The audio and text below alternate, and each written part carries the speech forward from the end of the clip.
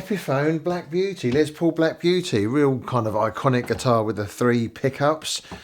Middle one's always been a bit interesting, bit of a Marmite option, but it's there, and it gives you some tonal difference. So I've already taken the strings off, I've already given it a bit of a clean. It was a bit dusty, it looks like it's not really been cleaned for a little while now, but it's looking much better now. I've got to the point where I just want to get these stickers off the back before we start looking at the next part of the job.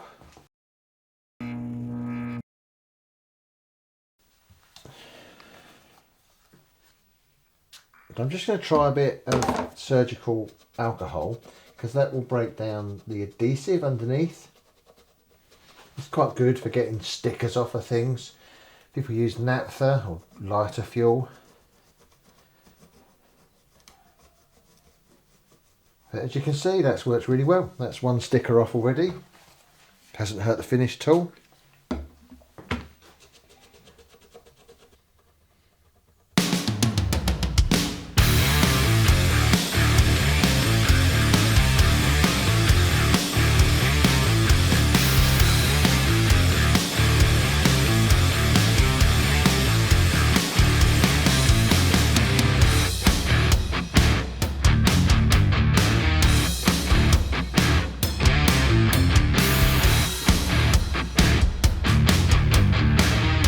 Look at that.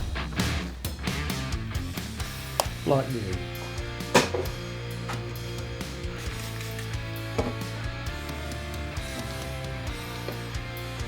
Right, so now I'm just going to apply a gentle layer of wax.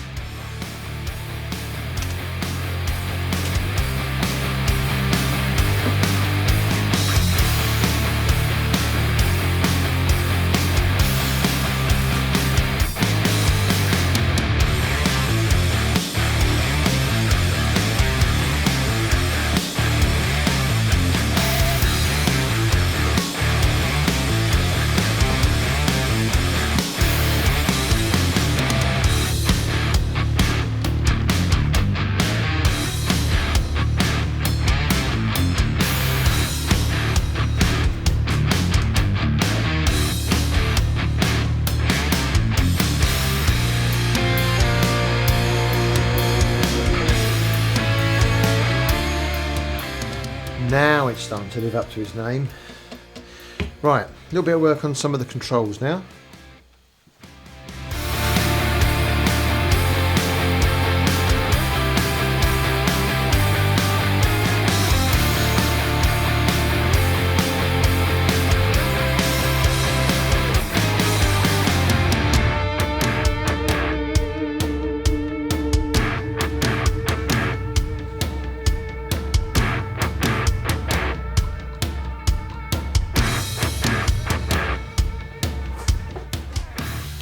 Actually, the controls are looking pretty neat. I think I'm just going to give them a quick spray with some deoxit, just in case there's any scratchiness, just to clean off any of the oxidisation.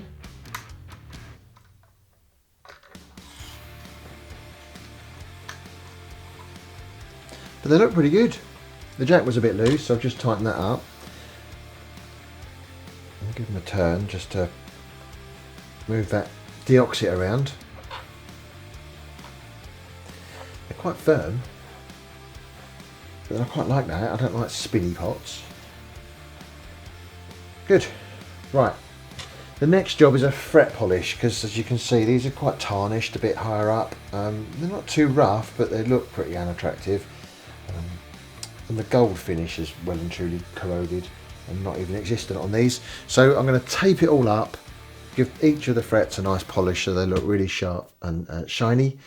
And then the next thing will be starting to think about the nut, at least getting it fitted before we cut the slots once the strings are on. So fret polish.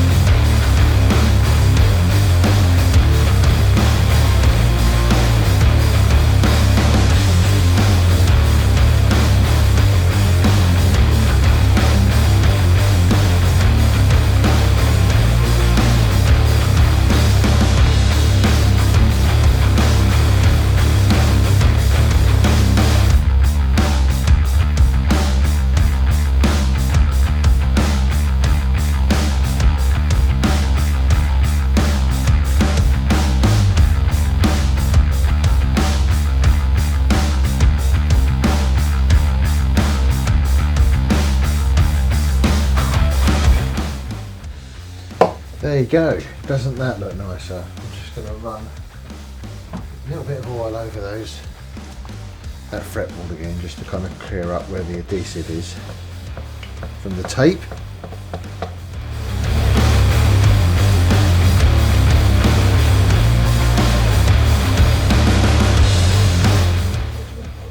That's looking great. Okay, so it's about 5 o'clock now. I've got to go and cook lasagna and learn Skater Boy by Avril Lavigne. So enough for tonight. Tomorrow I'm going to come back and I'm going to make this nut fit. And then we'll get some strings on, get it set up, get the nut slots to the right depth. Yeah, good. See you tomorrow, or in a bit.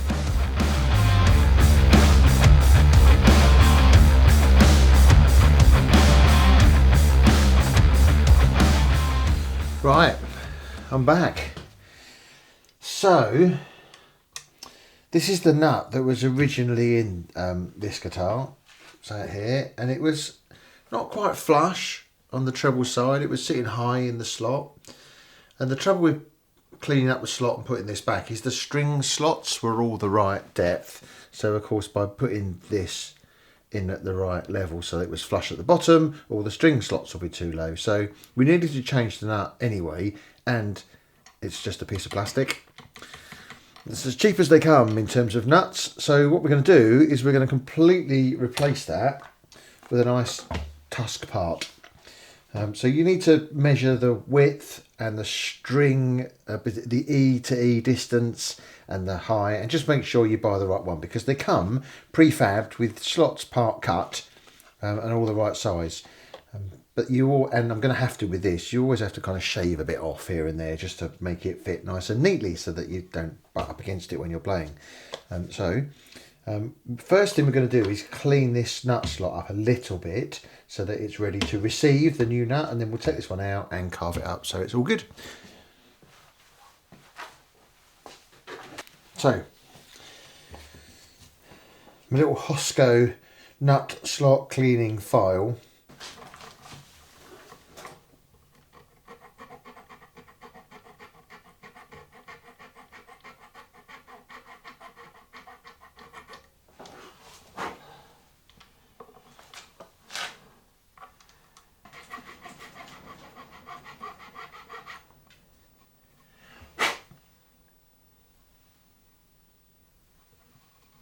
Right, so we're going to carve this out now. I have the packet.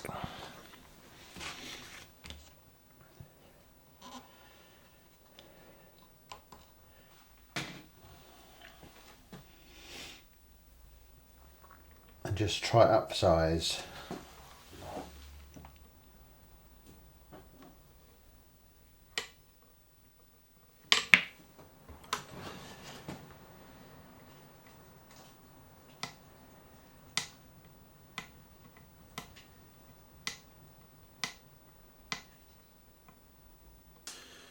Okay, so the nut slot's not quite square. It's leaning forward at the front edge, and what I don't want to do is take the bottom edge too far forward and then it tips the nut forward and changes the intonation. So what I'm going to do, because it will shorten the scale length, what I'm going to do is I'm going to fit some strings with the nut as it is, see how it sits with the intonation, and then go from there. So we're putting a set of 9s on, that's what's been asked for.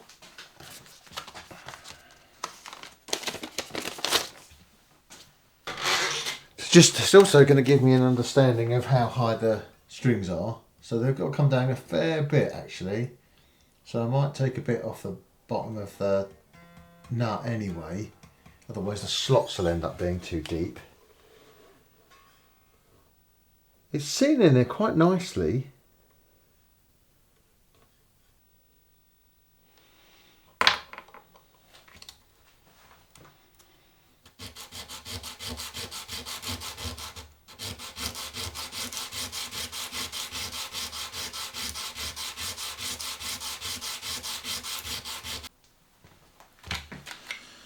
Okay, so the new nut is in, looking very swanky. It's not secured down yet, it's in place and firm, but I'm going to check the string slot depth. But the first thing I want to do is just a general setup on the overall guitar.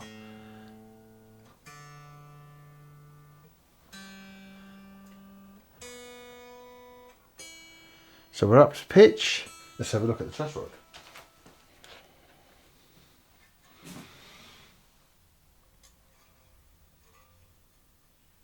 Okay, so that's a touch loose, so let's have the cover off.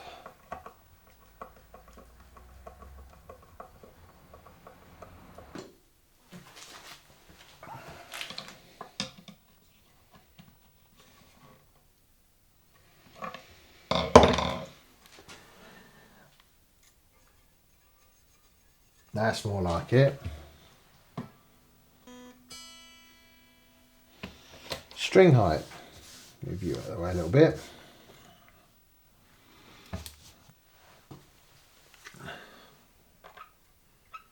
High, so we're going to bring it down with a screwdriver. It's about 2 mil, and I want it just under 1.75 mil. That'll do for now, and then about 1.25 millimeters on this side, and it's currently about 1.5, so not too far out. Fantastic. Okay, right, so nut slots. That's really good.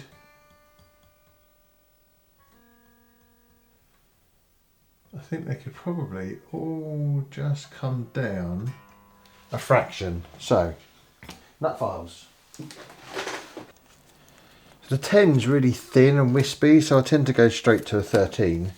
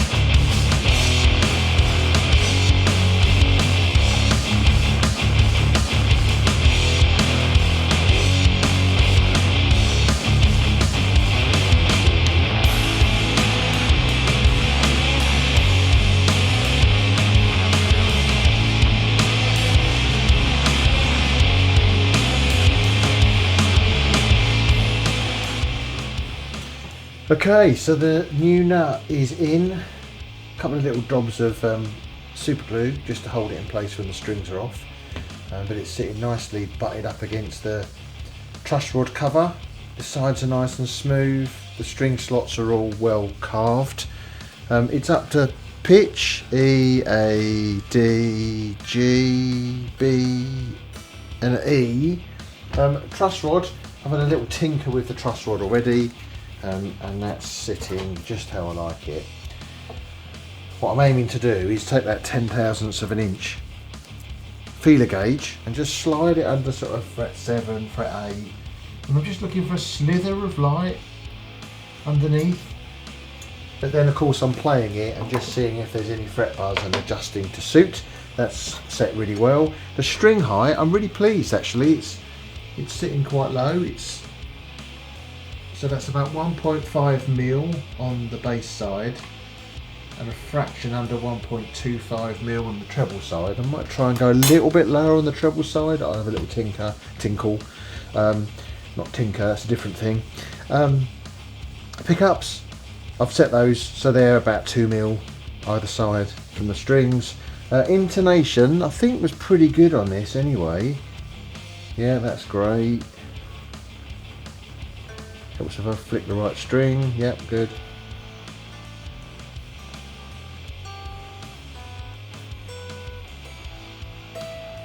it's not bad. So again, I'll have a proper go with that at the desk. And other than giving this a bit of a buff now, all that's left to do is to take it to the desk, tweak the setup so that it's absolute optimum, which you can only do by playing the instrument really. It's all the measurements in the world won't tell you exactly how it wants to be set up. You have to do that by playing and listening and tweaking, so that's what I'll do. Make sure the intonation's bang on, and it'll be ready to go back to the owner. It's a stunning looking thing. I mean, it might as well be a Gibson. So these two work together no matter what, which gives you a kind of a fuller sound in that bridge, really rounded in the middle, and then that really lovely woody sound at the neck. So if you've enjoyed the video, then please feel free to click that like button. Even if you just like the guitar, it'd be lovely to see appreciation for it. And plenty of uploads really regularly, so if you want to see some of the other guitars I've got coming up, or some of the uploads I'm soon going to be putting up, please feel free to subscribe. It'd be really great to have you join me.